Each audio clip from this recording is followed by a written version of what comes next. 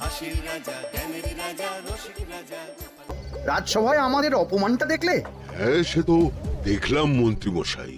আমি তো বুঝতেই পারছি না যে গোপাল মহারাজকে কি মধু খাইয়েছে যে মহারাজ চোখে অন্ধ। আরে আমরা যেন মহারাজের কাছে ফেল না, কিছু একটা করতেই হবে। আমার মাথাটা গরম হয়ে যাচ্ছে। গোপালের মতন রাজসভার ময়লাকে যতক্ষণ না ফেলা যাচ্ছে ততক্ষণ আমার মাথা জ্বলন্ত কয়লা হয়েই জ্বলবে। পণ্ডিত মশাইয়ের মাথায় একটা বুদ্ধি আছে মন্ত্রী মশাই। আপনি যদি সেই অনুযায়ী উঁচির কাজ করেন তাহলে বেটা গোপালের কপালে দুর্গতির সীমা থাকবে না। এই কি বুদ্ধি, কি বুদ্ধি? আপনি বরং এই ব্যাপারে পণ্ডিত মশাইয়ের সাথে একবার আলোচনা করে নিন। আমি চলি, কেমন? আমি চলি। হ্যাঁ হ্যাঁ, এসো এসো এসো এসো।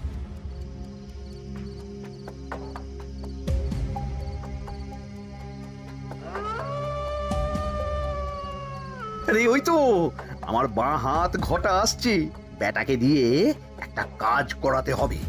এ কি মন্ত্রী মশাই, আপনি এখানে দাঁড়িয়ে কি করছেন?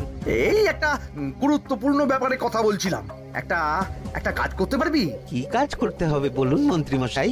আমাকে একটু ঠান্ডা জল, পাতিলেবু আর পুদিনার পাতা দিয়ে শরবত বানিয়ে খাওয়াতে পারবি? সেসব আমার ঘরে ব্যবস্থা করাই আছে। চলুন চলুন, আমার সাথে চলুন। হ্যাঁ হ্যাঁ, চল চল চল চল চল।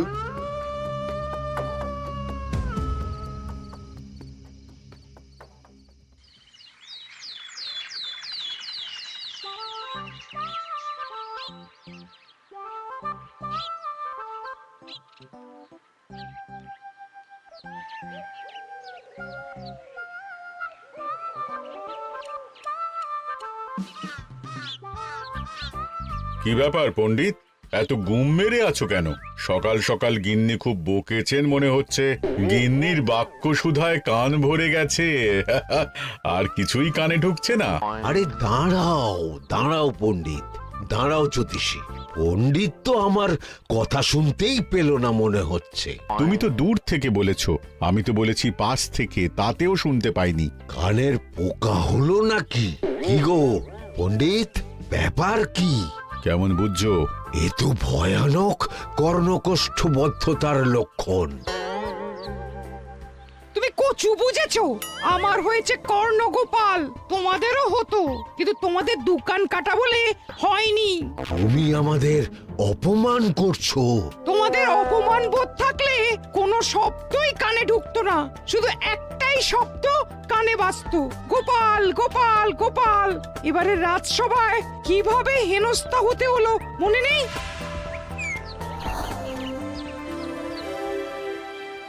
মহারাজ, একটা ভিক্ষা আছে। ভিক্ষার জন্য কৃষ্ণনগরের রাস্তাই সবচেয়ে উপযুক্ত জায়গা গোপাল, তুমি বরং সেখানেই যাও। মন্ত্রী, মন্ত্রী মশাই ঠিকই বলেছেন মহারাজ। যে যার নিজের জায়গা থেকে কথা বলে। কুকুর বলে ভৌ ভৌ, বেড়াল বলে মিউ মিউ, কাক বলে কা কা। মন্ত্রীর ভিক্ষার জায়গা কৃষ্ণনগরের রাস্তা, আর গোপালের ভিক্ষার জায়গা মহারাজ কৃষ্ণচন্দ্রের দুয়ার। বলো কি ভিক্ষা? বাড়িতে পুজো আছে মহারাজ, খরচা অনেক, কিছু ঋণ আবশ্যক। যদি 100 মোহর। ঋণ তোমাকে আমি দিতে পারবো না গোপাল। পুজো উপলক্ষে তোমাকে আমি 100 মোহর দিলাম। মহারাজ, আমিও ঠিক এই কথাটাই বলতে যাচ্ছিলাম। আমরাও তাহলে বাড়িতে পুজো করব। পুজোর জন্য আমাদের অনেক খরচ, তাই যদি... অবশ্যই অবশ্যই, কত ঋণের প্রয়োজন খাজাঞ্চির কাছ থেকে নিয়ে নিও, সুদটা আমি মাফ করে দিলাম। মহারাজ, গোপালকে দান আর আমাদের ঋণ? হ্যাঁ, কারণ তোমরা নিজেরা খাবে, কিন্তু গোপাল অন্যদের খাওয়াবে। গোপালের মতো মানুষের সঙ্গে থাকাই হলো রাজধর্ম। কিন্তু তাছাড়াও তোমরা হলে 80 যাই বেতন পাই দলের লোক। গত 1 বছরে তোমার কোন মন্ত্রণা দেশের কাজে এসেছে? পণ্ডিত কোনো নতুন তত্ত্ব শুনিয়েছে? জ্যোতিষী কোনো অমোঘ ভবিষ্যৎবাণী করেছে? আর বৈদ্য 3 বছর ধরে আমার হাঁটুর ব্যথা সারাতে পারেনি। কিন্তু গোপাল, গোপালের ভাঁড়ে হাস্যরসের কখনো অভাব হয়নি। মনে আছে? আছে, কিন্তু করার তো কিছু নেই। আছে। কিছু ভেবেছো নাকি পণ্ডিত? তোমাদের মনে আছে মহারাজ মোহর দেওয়ার পর গোপাল সেদিন বলেছিল, কি গোপাল, খুশি তো? মহারাজ, আপনি আমাকে এক মুঠো ধুলো দিলেও আমি খুশি। সেই ধুলো মুঠোই আমি সোনা মুঠো করে ফেলবো। মনে নেই আবার? একটু ঝেড়ে কাশো তো দেখি পণ্ডিত, কি ভেবেছো? যা হবে দেখতেই পাবে।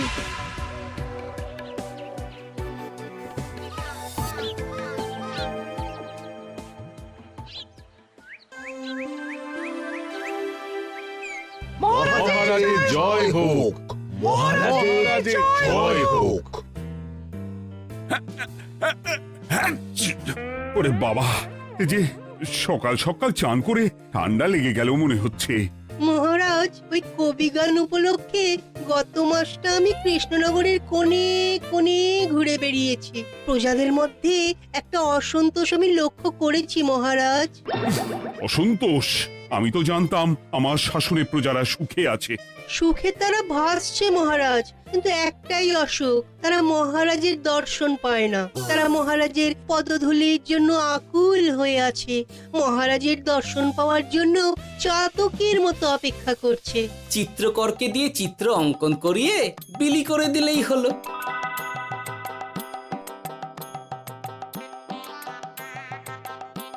খুব ধুলো হয়েছে মহারাজ, কিন্তু এত ধুলো। কালকের ঝড়ে ঢুকেছে। ঝাড়ুদার,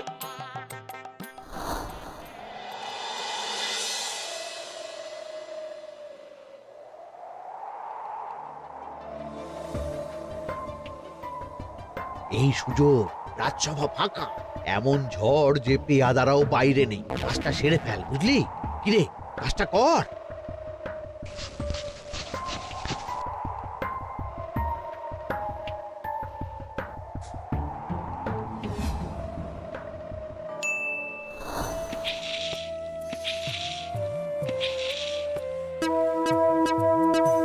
এত ধুলো! উফ, মহারাজ, কাল ঝড়টা বড় সাংঘাতিক হয়েছিল। তা বটে। আচ্ছা গোপাল, তুমি বলেছিলে মহারাজ তোমাকে এক মুঠো ধুলো দিলেও সেটা সোনা হয়ে যাবে। এখনো সেই কথাই বলছি। মন থেকে বলেছিলে না মহারাজকে তেল দেবার জন্য? তেল দেওয়ার দায়িত্বটা তো আপনি নিজের কাঁধেই নিয়ে ফেলেছেন। আমি যা বলি সত্যি বলি। আজ যদি এই 4 ঝুড়ি ধুলো মহারাজ তোমাকে উপহার দেন, তখনও একই কথা বলবে? নিশ্চয়ই। মহারাজ, গোপালকে এই 4 ঝুড়ি ধুলো দেওয়ার হুকুম হোক। কি গোপাল, আমি তোমাকে যদি এই ধুলোর ঝুড়িগুলো দিই, তা থেকে সোনা আসবে নাকি? আসবে মহারাজ, মোহরের বস্তা আসবে। যদি না আসে, আপনি বলুন। তোমাকে কৃষ্ণনগর ছেড়ে চলে যেতে হবে। রাজি?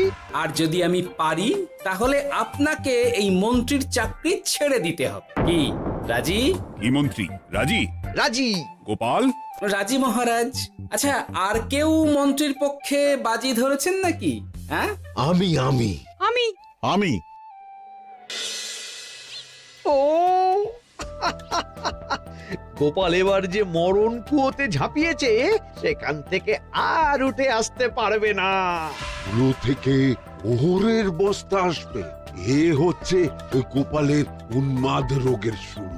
দেমাক দেমাক, মহারাজের পিঠ চাপড়ানি পেয়ে পেয়ে গোপাল ভেবেছে যে ও সব কিছু করতে পারে। এবার শুধু সেই দিনটার অপেক্ষা, যেদিন গোপালকে উল্টো গাধায় চড়িয়ে কৃষ্ণনগর থেকে বার করে দেব। এতটা নিশ্চিন্ত হবেন না মন্ত্রীমশাই। গোপাল কিন্তু হালকা কথা ছুঁড়ে দেওয়ার লোক নয়। কি বলতে চাইছো পণ্ডিত? ওই 4 ঝুড়ি ধুলো থেকে মোহরের বস্তা আসবে? না, তা বলছি না। অন্য জায়গা থেকেও তো মোহরের বস্তা আসতে পারে। তার সঙ্গে ধুলো মিলিয়ে দিলেই কেল্লা ফতে। গোপালের নিশ্চয়ই কোনো পরিকল্পনা আছে। গোপালের সব পরিকল্পনার গোড়া মেরে রেখে দিয়েছি পণ্ডিত। ঘটা আছে গোপালের পেছনে, আর ঘটা আছে গোপালের বাড়ির পাহারা।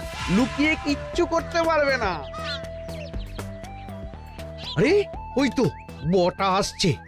বেল্লিক, উল্লুক, তোকে আমি জল বিছুটি দেওয়াবো। গোপালকে ছেড়ে চলে এসেছিস কেন? ছেড়ে আসবো কেন মন্ত্রী মশাই? গোপালকে ওর বাড়ির সামনে ছেড়ে এসেছি। ওখানে তো ঘটা আছে। ও বড্ড ঘুরিয়েছে বেটা। কোথায় কোথায় গিয়েছিল গোপাল? 4 ঝুড়ি ধুলো নিয়ে বেটা বাড়ির উল্টো দিকে হাঁটা দিল। চললাম পিছু পিছু। যাচ্ছিল কোন দিকে? নদীর দিকে। কিন্তু গোপাল দাঁড়ালো যদুর বাড়ির সামনে। এই যদু হলো সেই লোক যে লোকজনের বাড়িঘর কেনা বেচা করে আর লোক ঠকায়। আগে রাজধানীতে থাকতো। বেটা রাজধানী থেকে এই কৃষ্ণনগরে পালিয়ে এসেছে, এখানেও লোক ঠকাচ্ছে। কিন্তু বেটা এত চালাক যে কিছুতেই ধরা যাচ্ছে না। এইরকম লোককে ধরাচ্ছে হাতে রাখা ভালো নয় কি মন্ত্রী মশাই? সে তো জানি, কিন্তু ওর ওপর মহারাজের কড়া নজর আছে। এখন ওর সঙ্গে সম্পর্ক রাখা খুব ঝুঁকি। যাই হোক, তারপর? হ্যাঁ তারপর যদু, যদু রে, গোপাল খুড়ো, আরে তুমি এখানে কি করছো? দেখতেই তো পাচ্ছিস ধুলো। তবে যে সে ধুলো নয়, মহারাজ কৃষ্ণচন্দ্রের পদধূলি। শুনিসনি বোধহয় এখন কৃষ্ণনগরে সবচেয়ে বেশি চাহিদা মহারাজের পদরেণু। আচ্ছা, মহারাজের পদরেণু নিয়ে যাচ্ছ কোথায়? এই ছোট ছোট পুলিন্দায় ভরে কৃষ্ণনগরের প্রত্যন্ত জায়গায় যেখানে প্রজারা মহারাজের সাক্ষাৎ পায় না সেখানে বিক্রি করব। তোমার কি মাথা খারাপ? পায়ের ধুলো বিক্রি হবে? ওরে, গতবারে মাত্র 1 ঝুড়ি ধুলো 1000 মোহরে বিক্রি করেছিলাম, এবারে 4 ঝুড়ি। শোনো, তুমি আবার ঘুরে ঘুরে বিক্রি করবে কেন? তোমাকে আমি বরং 10 মোহর দিয়ে দিচ্ছি। তুমি আমাকে এগুলো দিয়ে দাও, আর বিক্রি করে যা হবে তোমাকে এই 40 ভাগ দিয়ে দেবো। ওই 10 মোহরে বদমাস যদুকে ধুলো বেচে গোপাল বাড়ির দিকে চললো।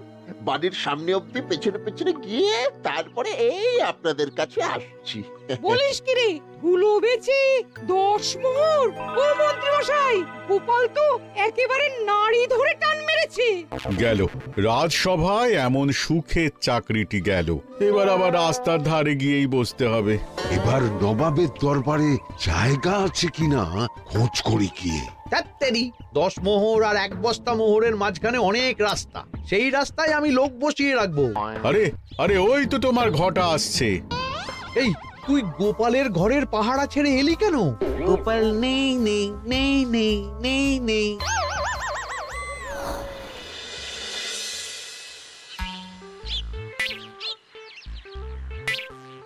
আরে, ভয় পেলি নাকি?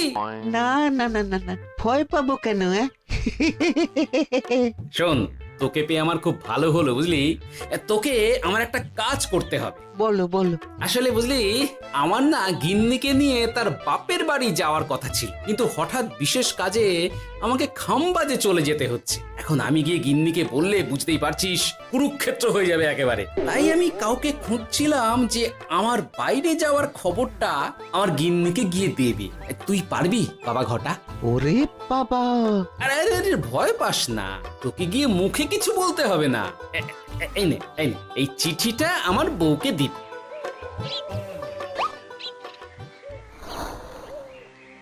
কৃষ্ণনগর ছেড়ে চুপি চুপি চলে যাচ্ছি, চালাকিটা দেখেছেন? ওসব চালাকি আমি তুড়ি মেরে উড়িয়ে দেব। কি করবেন? চারিদিকে আমি অশ্বারোহী গুপ্তচর পাঠাচ্ছি। গোপালকে কোনো চালাকি করতে দেব না।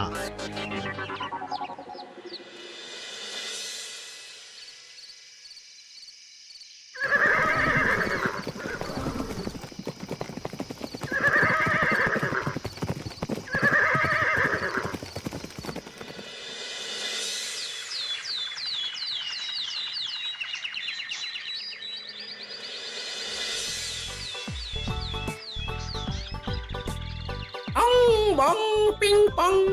হ্যাঁ, ওরে বাপ রে, এ আবার কি বলে? মানে বুঝতে পারিলে না? অং বং পিং পং অর্থাৎ আইসো আমার নিকট বিদেশি জাদু শরবত আছে। ইহাতে তৃষ্ণা নিবারিত হয়, শক্তি বৃদ্ধি হয়, ঘুম ভালো হয়, সম্পর্কের উন্নতি হয়, জামা কাপড় ফর্সা হয়, তু শব্দ না করে সকাল সকাল কষ্ট পরিষ্কার হয়। মূল্য মাত্র 1 মোহর। বোঝো, ওইটুকু অং বঙ্গের মধ্যে এত কিছু? ঠিক আছে, তা দাও দেখি। আপাতত টেস্টটা তো মিটু, বাকিগুলো পরে বোঝা যাবে।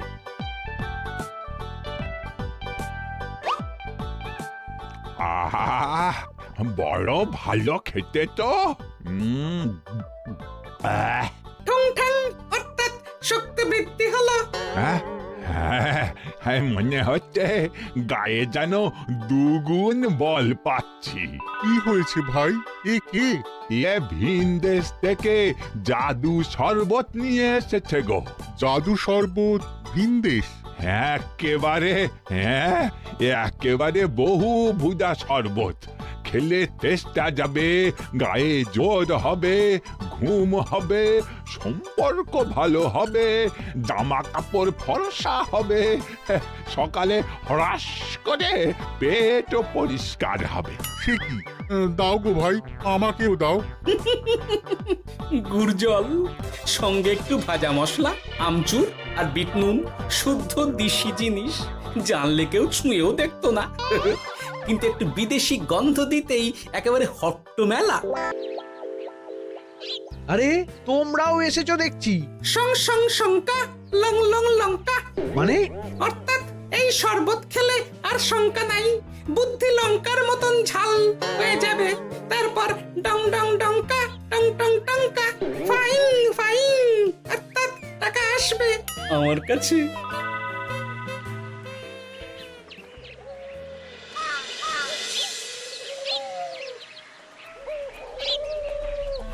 ঝপ ঝপ ছপাং, ভট ভট ফটাং, অর্থাৎ উহাকে দৌড়িয়েছ কেন? বেটা জোচ্চোর অনেককে ঠকিয়েছে।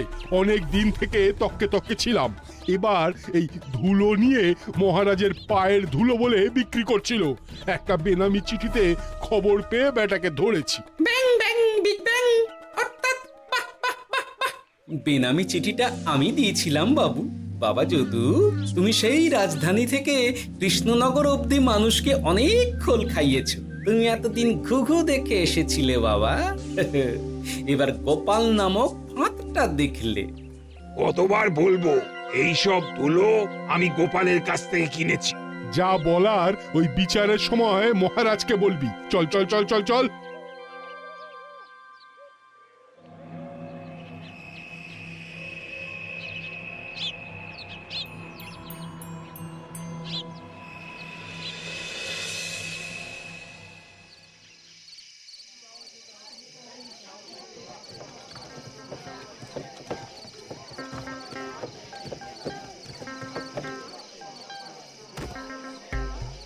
ঝন্টু মন্টু ননাংফু। নাও ঠেলা। সাহেব বলে কি ফু দিয়ে দিতে হবে? কি বলছো সাহেব? বুঝতে পারছি না, কোথায় ফু দেব?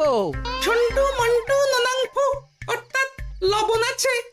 আছে আছে সাহেব আছে। কত লাগবে? ভান্ড ভরি আন্ডাকারি, অর্থাৎ যা আছে সব।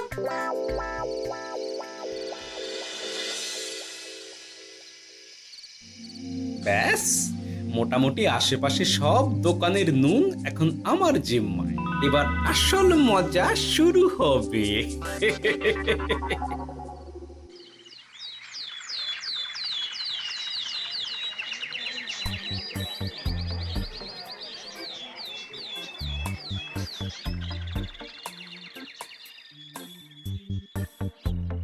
নুন আছে? না হুজুর, গোটা কৃষ্ণনগরেই নুন নেই। ওই দেখো, পুরো রাজসভাই বাজারে জড়ো হয়েছে।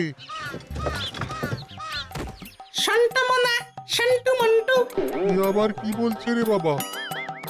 শান্তামনা, শান্তু মন্টু, অর্থাৎ জনগণ শ্রবণ করুন।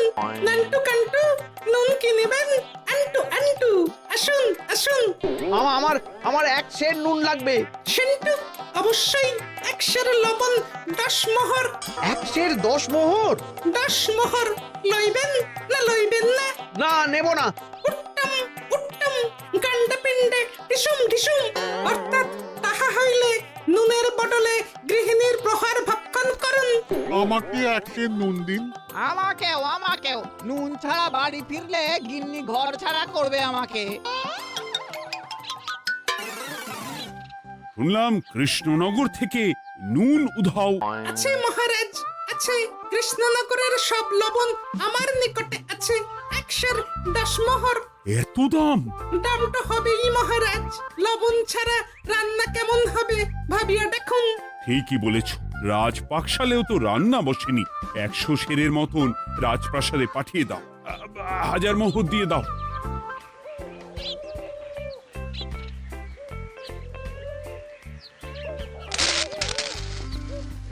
ব্যাস 1 বস্তা মোহর হয়ে গেছে।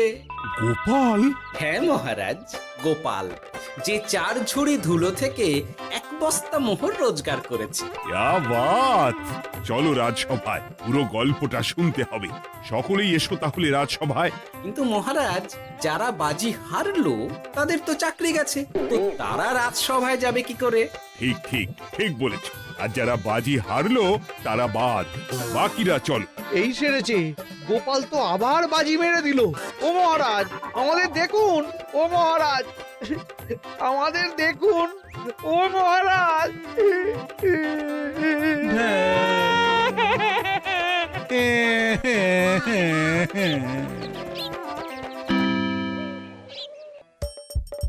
হাসির রাজা জ্ঞানের রাজা রসিক রাজা